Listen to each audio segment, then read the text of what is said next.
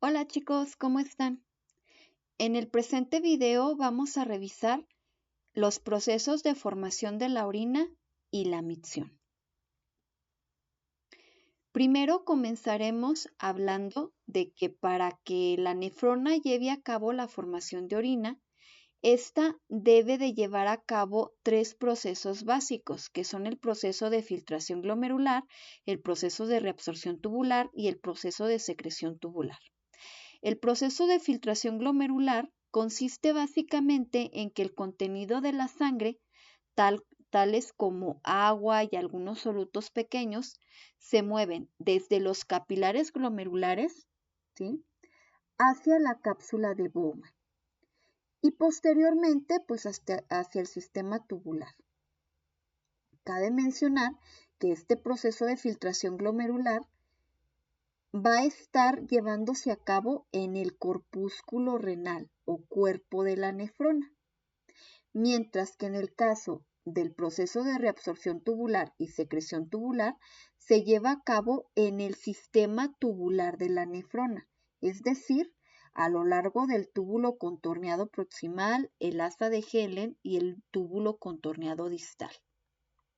En el caso del proceso de reabsorción tubular, este consiste básicamente en que durante el trayecto del filtrado glomerular por el sistema tubular, se van a estar reabsorbiendo aproximadamente el 99% de agua y el 100% de nutrientes, como son glucosa y aminoácidos, y cantidades variables de solutos, como es urea, sodio, potasio, calcio, cloruros, bicarbonatos y fosfatos. Mientras que el proceso de secreción tubular tiene que ver con que a medida que el filtrado glomerular fluye por todo este sistema tubular, se van a estar secretando desde la sangre hasta los túbulos productos de desecho, tales como por ejemplo fármacos, hormonas, creatinina, pero también algunos iones que se encuentren en exceso en la sangre, como por ejemplo hidronios, potasio, etc. ¿Sí? Sin embargo, ambos procesos, tanto el proceso de reabsorción como de secreción tubular, se llevan a cabo al mismo tiempo.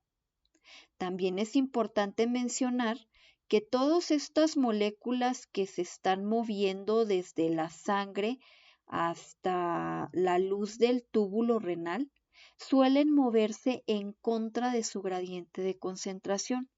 Por ende, para poder llevar a cabo este movimiento de moléculas, se requiere de proteínas transmembranales que consuman energía, es decir, de, proteínas que participan en transporte activo, tanto primario como secundario, principalmente de tipo cotransporte. Ahora bien, vamos a hablar del primer proceso, que es el proceso de filtración glomerular, que como ya dijimos, pues básicamente toda esta sangre se va a perfundir por la arteriola aferente hacia el glomérulo. Ahí en el glomérulo vamos a tener una membrana de filtración, que de hecho la membrana de filtración va a ser porosita y por ende va a dejar pasar únicamente los componentes pequeños. ¿Hacia dónde? Pues propiamente estos componentes pequeños van a pasar hacia la cápsula de Bowman y los componentes que no se filtren van a seguirse por la sangre. Sin embargo, para que se pueda llevar a cabo el proceso de filtración glomerular, se requieren dos cosas. Primero, una membrana de filtración en óptimas condiciones, que en el caso de la membrana de filtración aproximadamente tiene un grosor de 240 a 340 nanómetros y está conformada por tres componentes que vamos a ver a continuación, pero también requerimos de presiones que fuercen el paso del agua y los solutos a través de dicha membrana de filtración. Ahora bien, Como ya les adelantaba, esta membrana de filtración va a estar compuesta por 3 capas, ¿sí? 3 componentes. Primero, ¿sí? De dentro hacia afuera de los glomérulos vamos a tener un endotelio vascular, que de hecho dicho endotelio suele ser poroso, ¿sí? Estos poros permiten pasar pues solutos pequeños como por ejemplo iones, glucosa, aminoácidos, pero impide el paso de células sanguíneas. Posteriormente, esta membrana de filtración va a tener una lámina basal o lámina propia. Y por último, vamos a tener células especiales que se conocen como podocitos. Estos podocitos a su vez van a tener prolongaciones que se conocen como pedicelos y literal están rodeando al capilar glomerular, ¿sí? Estos 3 componentes de la membrana de filtración, repito, endotelio, lámina basal y podocitos, ¿sí? Ayudan a que pasen moléculas, ¿sí? De hasta 40 kilodaltons. Pero moléculas de más de 40.000 kilodaltons ya no podrán atravesar esta membrana de filtración y pasar hasta la cápsula de Bowman, sino que tendrán que regresarse a torrente sanguíneo por medio de la arteriola eferente. ¿Sale? Por ejemplo, en el caso de la albúmina, que es una proteína plasmática, ella tiene un peso de aproximadamente 67.000 kilodaltons. Por ende, ella no se filtra. También cabe mencionar que dicha membrana de filtración está polarizada, es decir, posee cargas negativas. Y dado que también la albúmina posee carga negativa, ¿sí? Entonces, por ende, por tamaño y por carga, no puede atravesar la membrana de filtración. Entonces, nosotros para que se pueda llevar el proceso de filtración glomerular, tenemos que tener una membrana de filtración en perfectas condiciones, con estos 3 componentes que mencionábamos. Pero también necesitamos presiones que forcen el paso del agua y los solutos pequeños a través de dicha membrana de filtración. Para ello tenemos a la presión hidrostática sanguínea glomerular. Esta presión hidrostática sanguínea glomerular, en pocas palabras, es la presión o la fuerza con la que fluye la sangre que se perfunde al glomérulo por medio de la arteriola aferente, ¿sí? Esta presión hidrostática sanguínea glomerular es de 55 milímetros de mercurio. Sin embargo, ¿sí? Sin embargo, ella, obvio, va a favor del proceso de filtración, pero se enfrenta a otras presiones que se oponen al proceso de filtración glomerular, que más adelante vamos a ver que es bueno que se opongan, ya que si no hubiera nada que se opusiera al proceso de filtración glomerular, estaríamos perdiendo la totalidad, por ejemplo, de agua, ¿sí? La totalidad de agua del plasma sanguíneo, la totalidad de ciertos iones, etcétera, ¿sí? Entonces, las presiones que se oponen a dicho proceso de filtración glomerular van a ser la presión hidrostática capsular y la presión coloidosmótica sanguínea. La presión hidrostática capsular se refiere a que aquí, a nivel de cápsula de Bowman, ya vamos a tener líquido, ¿sí? Ya vamos a tener filtrado glomerular, el cual va a estar formado, pues, tanto por agua como por otros solutos, ¿sí? Electrolitos, glucosa, aminoácidos, etcétera, ¿sí? Todo lo que se filtre del plasma van a estar contenidos aquí en cápsula de Bowman. Entonces, ellos ya van a estar ocupando un espacio, ¿sí? Por ello es que se oponen a que más moléculas de agua, más solutos se puedan filtrar, ya que, vaya, esto los estaría desplazando, ¿sí? Y por ende, pues dice, no, es que yo llegué primero, ¿por qué voy a dejar que tú pases y me desplaces? ¿Sí? Esta presión hidrostática capsular tiene un valor de 15 milímetros de mercurio, mientras que en el caso de la presión coloidosmótica sanguínea, esta también se opone, pero se opone propiamente dentro de vaso sanguíneo. ¿Por qué?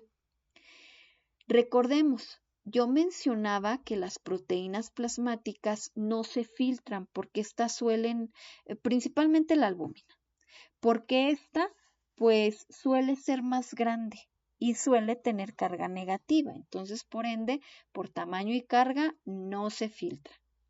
Pero resulta que esta albúmina, a su vez, que es la proteína plasmática más abundante de la sangre, esta proteína, a su vez, recordemos que tiene una estructura globular.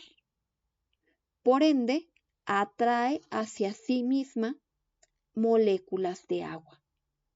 Por lo tanto, chicos, obvio que si la albúmina no se filtra y se regresa por la arteriola eferente, ella no se va a querer retirar ella sola.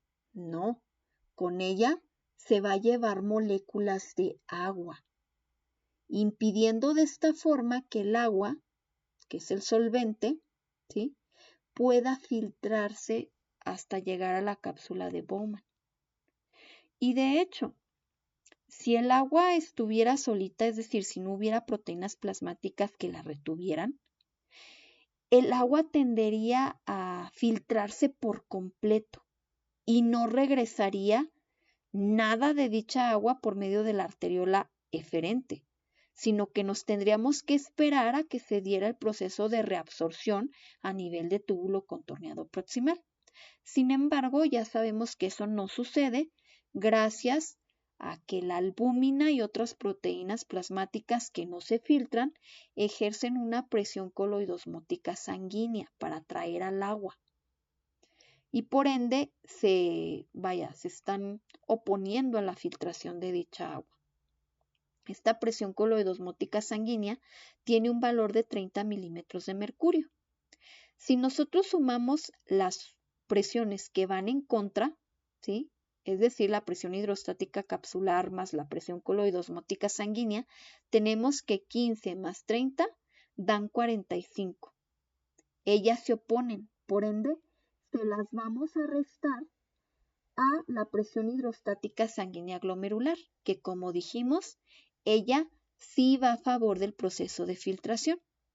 Cuando restamos a 55, 45, tenemos un valor neto de 10 milímetros de mercurio, que a final de cuentas va a favor del proceso de filtración. Ahora bien, la tasa de filtración se refiere al volumen de filtrado glomerular por minuto que se genera con ambos riñones. En el caso de las mujeres generamos 105 mililitros de filtrado glomerular por minuto, mientras que los hombres de 125 mililitros de filtrado glomerular por minuto.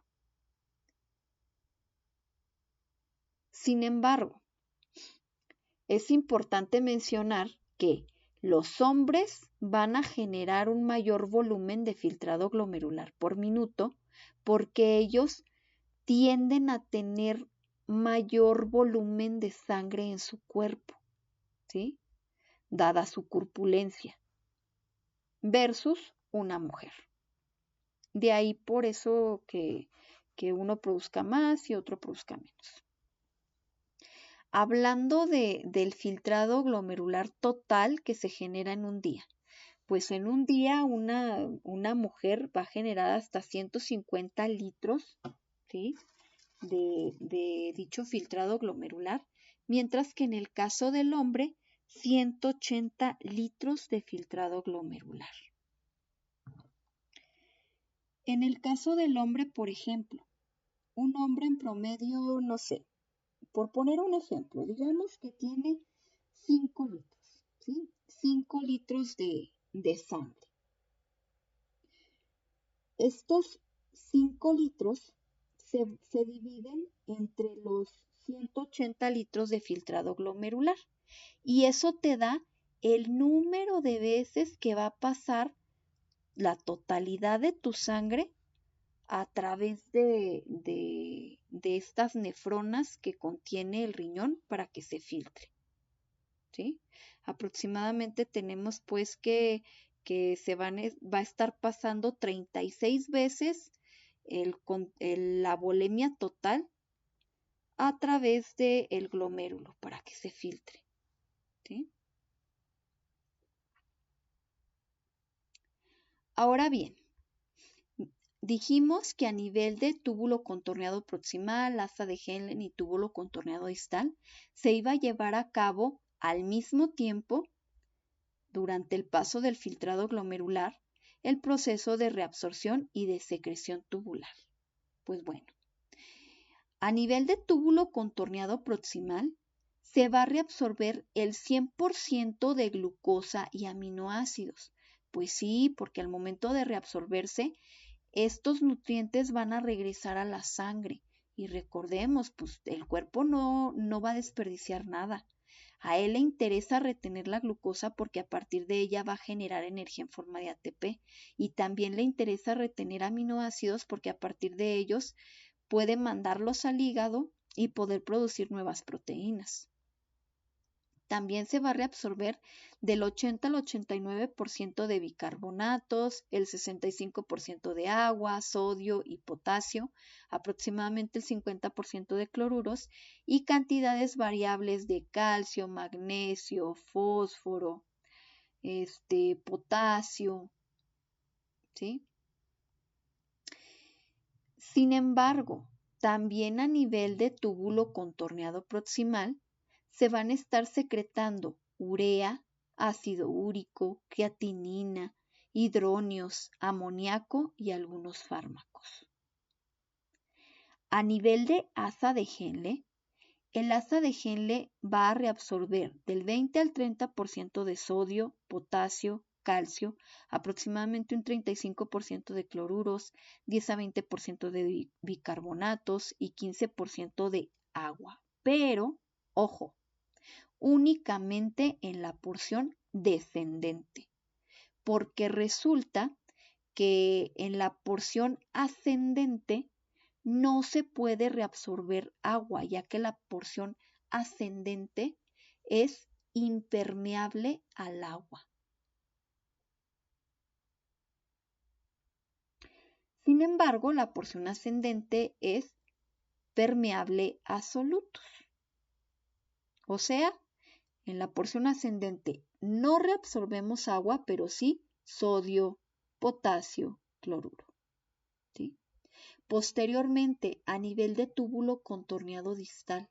A nivel de túbulo contorneado distal, vamos a tener la reabsorción de 10 al 15% de agua, ¿sí? También vamos a reabsorber cantidades variables de sodio, cloruro, bicarbonatos, pero vamos a estar secretando hidronios, potasio, amoníaco. Y también es importante mencionar que a nivel de aquí, de túbulo contorneado distal, es donde ejerce su función la hormona paratiroidea. Recordemos que la hormona paratiroidea se libera en periodos de hipocalcemia y a nivel de túbulos renales, repito, específicamente túbulo contorneado distal, va a promover la reabsorción tubular de calcio. para que este calcio pues se regrese en la sangre y nos ayude a incrementar los niveles de calcio en dicha sangre hasta llevarnos al rango normal. Y por último vamos a tener pues al túbulo colector, que se encarga básicamente de la reabsorción de agua, de urea y de secretar potasio.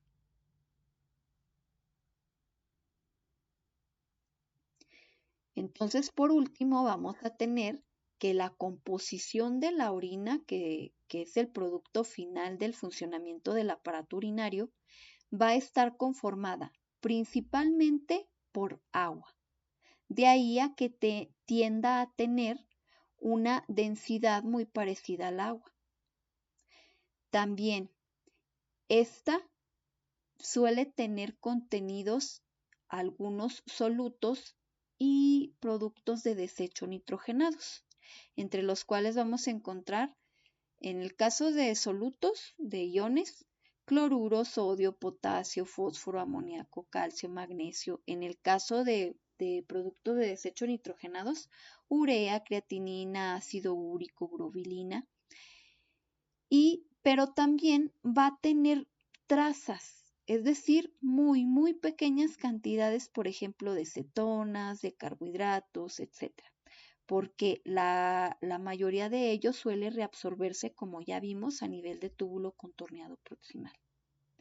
También es importante mencionar que pues el aroma característico de la orina se debe a que ésta contiene amoníaco, mientras que el color característico de la orina se debe a la urobilina, o también conocida como urobilinógeno.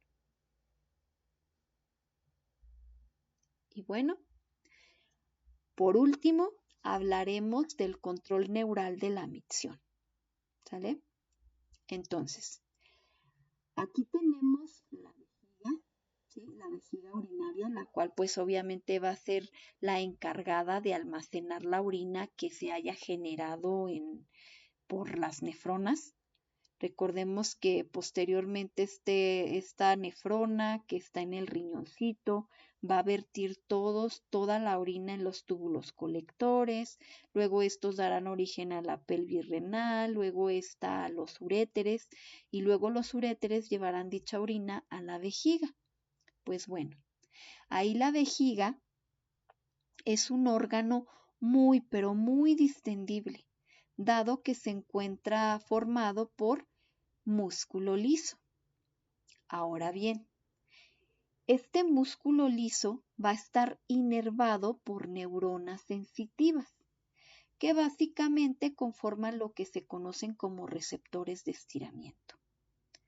Por ende, una vez que alcancemos una capacidad de entre 400, que de hecho, miren, básicamente cuando nosotros comenzamos a sentir esa necesidad de ir a miccionar, de ir a orinar, eso comienza desde que nuestra vejiga almacena entre 200 a 300 mililitros de orina. Eso hace que se comience a dar esa estimulación de estas neuronas sensitivas, que son los receptores de estiramiento del músculo liso. Ellas, las neuronas sensitivas, mandan una señal directamente, ¿sí? Mandan una señal de estiramiento, es decir, a las interneuronas presentes en la médula espinal, entre la vértebra sacra 2 y la 3, ¿sí? A esas interneuronas le mandan la señal de, oye, es que la vejiga ya se estiró, se está estirando. Eso quiere decir que ya tiene suficiente orina. ¿Qué hacemos? La interneurona entonces toma la decisión de mandar una señal por medio de las neuronas de tipo motor, las cuales se encuentran inervando el músculo detrusor, con el objetivo de que este músculo detrusor comience a contraerse. Precisamente este músculo detrusor del que reviste a la vejiga se comienza a contraer con el objetivo de poder impulsar la orina que se encuentra en la vejiga hacia la uretra. Sin embargo, chicos, recordemos, en el caso de la uretra nosotros vamos a tener un esfínter uretral interno, el cual es involuntario porque se encuentra formado únicamente por músculo liso, y recordemos que el músculo liso está inervado por neuronas del sistema nervioso autónomo. Pero también tenemos un esfínter uretral externo, que se encuentra revestido por una capa de músculo esquelético, que como ya recordamos en otras ocasiones, este músculo esquelético se encuentra inervado por neuronas del sistema nervioso somático, es decir, aquel que sí podemos controlar de manera voluntaria y consciente. Por ende, chicos, obviamente, si tu músculo detrusor comienza a contraerse y va bajando, esto hace que la orina baje hacia la uretra. Esa presión que ejerce la bajada de la orina hace que el esfínter uretral interno se relaje. Sin embargo, si tú no estás, ¿sí? Si tú no estás, digamos, pues sí, en un momento adecuado, o no hay algún, digamos, sanitario disponible, eso va a hacer que tu esfínter uretral externo se siga contrayendo, ¿sí? ¿Por qué? Pues porque básicamente se va a mandar una señal hacia la protuberancia que se encuentra en el sistema nervioso, en el encéfalo, en el sistema nervioso central, para que se mantenga contraído el esfínter uretral externo. Sin embargo, si ya llegamos al sanitario, o ya estamos en un momento oportuno, entonces, por lo tanto, la protuberancia va a cesar de mandar esa señal, ¿sí? Esa señal que estaba impidiendo la relajación del esfínter uretral externo, y por ende, este esfínter uretral externo se va a relajar y la orina va a salir por la uretra afuera del cuerpo, ¿sí? También es importante mencionar, chicos, la vejiga tiene tanta capacidad de distensión que hay casos en los cuales se ha visto que cuando se obstruye la uretra, esta vejiga puede contener entre 2 y hasta 3 litros de orina.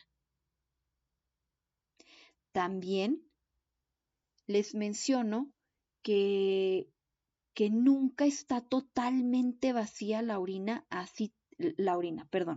vejiga de orina, así hayas terminado de miccionar. No, la vejiga siempre se va a quedar con un volumen residual, que de hecho dicho volumen residual va a ser de 12 mililitros. Y bueno, chicos, con esto terminamos la sesión del día de hoy. Bye.